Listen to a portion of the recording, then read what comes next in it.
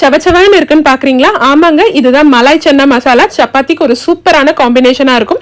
இதோட டேஸ்ட் அல்டிமேட்டா இருந்தது. இந்த ரெசிபி தான் நான் இன்னைக்கு உங்களோட பகிர்ந்திருக்கேன். இதுக்கு 1 கிளாஸ் அளவுக்கு சன்னாவை ஓவர் நைட் ஊற வச்சிருந்து நெக்ஸ்ட் டே குக்கர்ல சேர்த்துட்டு கொஞ்சமா மஞ்சத்தூள் உப்பு சேர்த்து 8 விசில் போல விட்டு எடுத்துக்கிட்டேன். இந்த அளவுக்கு நல்லா வெந்து வரணும்.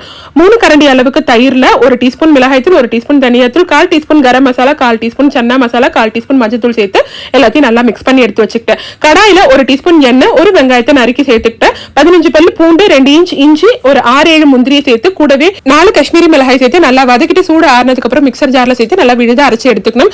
கடாயில 2 டீஸ்பூன் எண்ணெய், கிராம்பு, பட்டை, அன்னாச்சிப்பூ, பிரியாணி இலை, சோம்பு சேர்த்துட்டு கூடவே 2 பச்சை மிளகாய், அரைச்சு வச்சிருந்த விழுது கூடவே கலக்கி வச்சிருந்த தயிரையும் சேர்த்து நல்லா மிக்ஸ் பண்ணி விட்டுறணும். தேவையான அளவுக்கு உப்பு சேர்த்து நல்லா மிக்ஸ் பண்ணிட்டு மூடி போட்டு 10 நிமிஷத்துக்கு நல்லா குக் பண்ணிக்கணும். இந்த அளவுக்கு நல்லா குக் ஆகி வந்ததும் வேக வச்சிருந்த சன்னா கொஞ்சமா தண்ணி சேர்த்து நல்லா மிக்ஸ் பண்ணி விட்டுட்டு எண்ணெய் பிரிஞ்சு வர அளவுக்கு குக் பண்ணிக்கோங்க. சிம்ல வச்சு குக் பண்ணிக்கோங்க.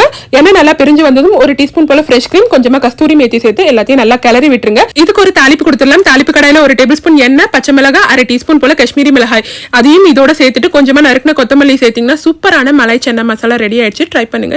பாய்.